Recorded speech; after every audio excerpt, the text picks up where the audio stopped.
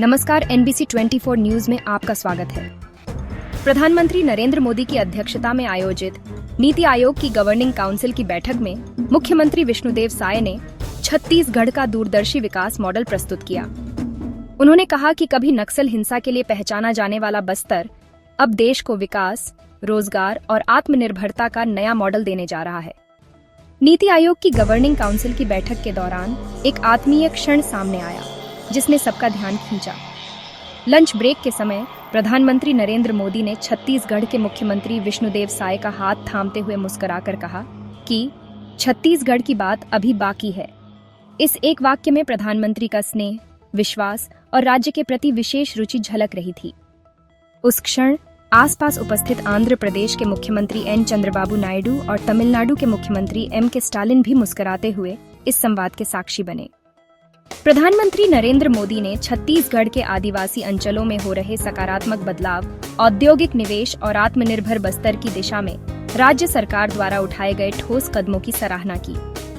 मुख्यमंत्री विष्णुदेव साय ने बताया कि कैसे बस्तर अब संघर्ष नहीं, संभावना का प्रतीक बन रहा है। जहां कभी बंदूकें चलती थीं, वहां अब मशीनें, लैपटॉप और स्टार्टअप की चर्चा हो रही है। नवा रायपुर में देश की पहली सेमीकंडक्टर यूनिट और AI डेटा सेंटर की स्थापना से लेकर लिथियम ब्लॉक की नीलामी तक छत्तीसगढ़ अब न केवल संसाधनों का राज्य है, बल्कि भविष्य के भारत की प्रयोगशाला बन रहा है।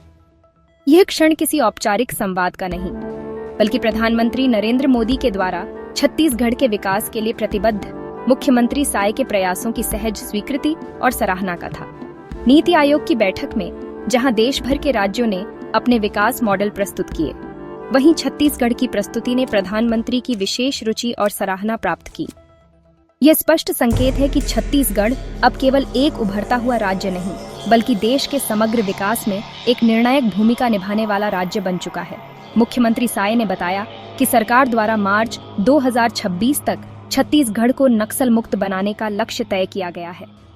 आत्मसमर्पित नक्सलियों के लिए पुनर्वास, प्रशिक्षण और स्वरोजगार योजनाएं तैयार की गई हैं।